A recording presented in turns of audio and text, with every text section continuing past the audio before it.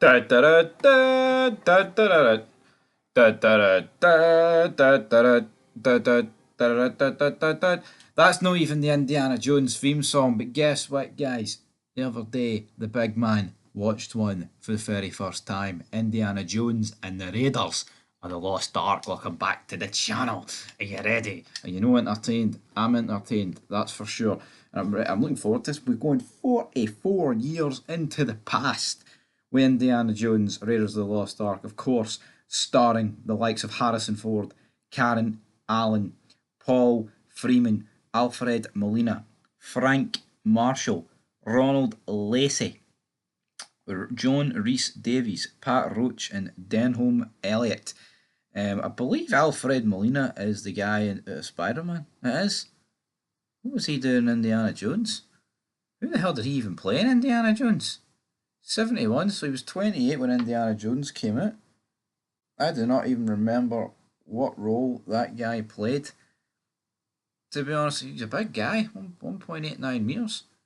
Maybe he played that big guy that Indiana Jones battered. But anyway, the movie begins. It's 1936. American archaeologist Indiana Jones. He's in this like booby-trapped South American country. It looked like some Peruvian temple. That's why long as I'd go along the lines.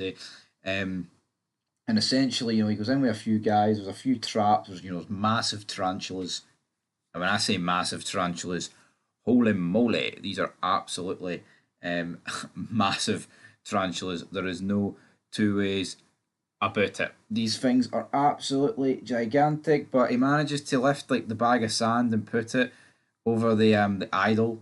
But then it goes off anyway. His wee partner betrays him. Indiana Jones manages to escape here, but when he gets up, it turns out the guy died.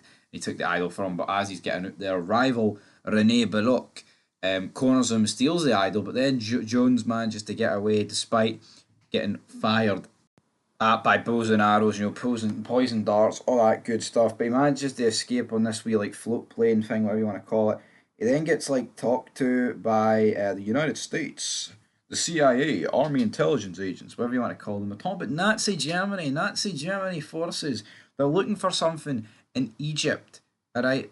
And essentially, he puts two and two together that Hitler must be looking for the Ark of the Covenant, and that'll believes that the Nazis will make their army invincible. But just a movie that's obviously batshit crazy, but it's also like using like history to make it feel like more real and more authentic, and it's actually giving like actual like real life existing groups that happened.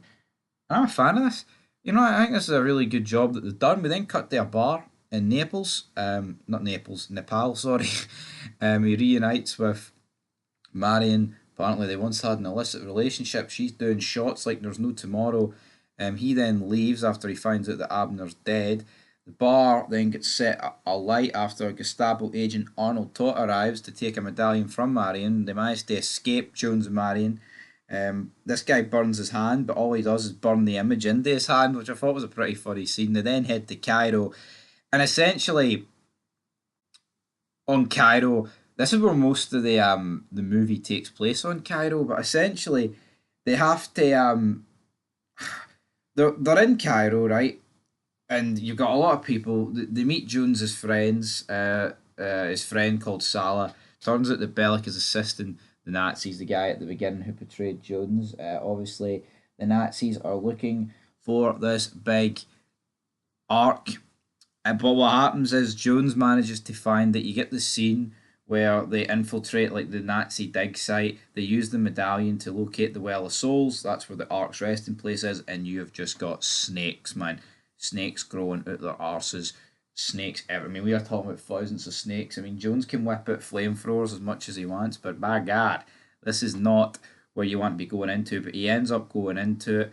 There's a few scenes as well in Cairo where like they're on the run and shit like that. But there's not, and she's been took and he captures a wee bits of comedy bleeding in there. There's like also a wee like monkey that's running around with him. Jones though, her him and her managed to escape this arc. There was a back entrance, there was a back exit.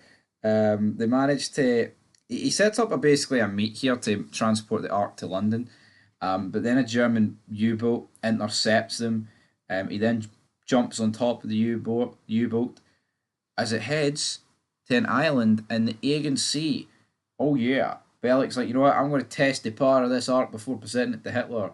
Jones then confronts the group with a rocket launcher, and they're like, well, you know what? You're not going to blow us up because you would never destroy something that is so significant. And Jones kind of just admits defeat. And then what happens is they get captured, and then they open it.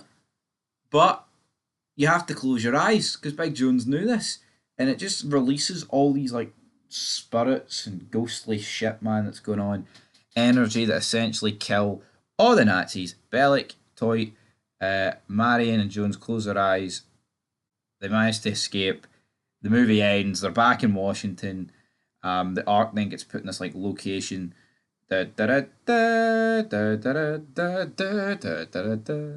top men to study. Jones, is he going to get any money? Is he going to get back with Marion? Who knows? But you know what? I like this movie. Is it chaotic? Is there like goofy ass chase scenes, goofy ass deaths? But there's some iconic moments in there. You know what I mean? And you can't really complain about it all too much. Like the scene where he has like the Mexican standoff with the guy in Cairo, and he just shoots him. That's like an iconic, movie moment. I'll give it a 7 out of 10. I thoroughly enjoyed it. Comedy was good. Action was good. For a movie it's 44-year-old, like it definitely did the job.